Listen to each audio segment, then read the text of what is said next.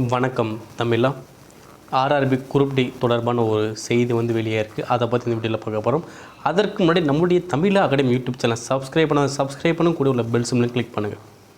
So இது என்ன sir news பார்த்தா ஹிந்தியிலே இருக்குன்னு பார்க்குறோம். ஓகே, இந்த நியூஸ் வந்து பார்த்தா நம்மளுடைய ஒரு ஸ்டூடெண்ட்ஸ் ஒத்துன்னு பார்த்தா நம்மளுக்கு ஷேர் பண்ணியிருந்தாரு. அதில் ஸோ குரூப் டி ரிசல்ட் வந்து பார்த்தா இந்த வாரத்தை ரிலீஸ் பண்ண போகிறான்னு ஒரு நியூஸ் வந்திருக்கு சார், நியூஸ் பேப்பர்னு சொல்லியிருந்தாங்க.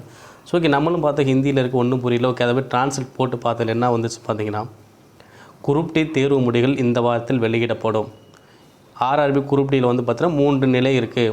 முதல் நிலை வந்து பார்த்தீங்கன்னா கணினி தேர்வு ஆல்ரெடி நீங்கள் எழுதிட்டீங்க. அடுத்து வந்து பார்த்தீங்கன்னா உடல் தகுதி தேர்வு இருக்கும். அடுத்து வந்து பார்த்தீங்கன்னா உங்களுக்கு மெடிக்கல் டாக்குமெண்டேஷன் எல்லாமே உங்களுக்கு இருக்கும். ஓகேங்களா, இதை தான் அவங்க இந்த நியூஸ் பேப்பரில் கொடுத்துருக்காங்க. ஓகே, அப்போ குரூப் டி தேர்வு முடிவுகள் இந்த வாரத்தில் வெளியிடப்படும் அப்படின்னு சொல்லிட்டு ஒரு பத்திரிக்கையில் வெளியான ஒரு செய்தி தான். ஆனால் அஃபீஷியல் எந்த ஒரு வெப்சைட்லேயும் பார்த்தீங்கன்னா குரூப் டி தேர்வு முடிவுகளை பற்றி எதுவுமே சொல்ல.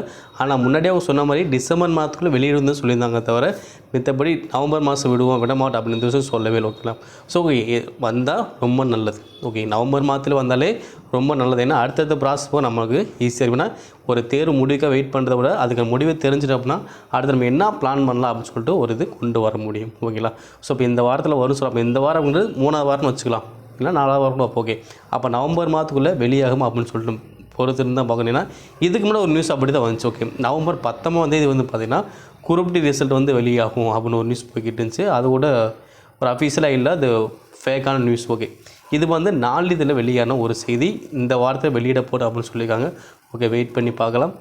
மேலும் இது போன்ற தகவல்களை தொடர்ந்து பெற நம்முடைய தமிழ் அகாடமி சேனலை சப்ஸ்கிரைப் பண்ணுங்கள், ஷேர் பண்ணுங்கள்.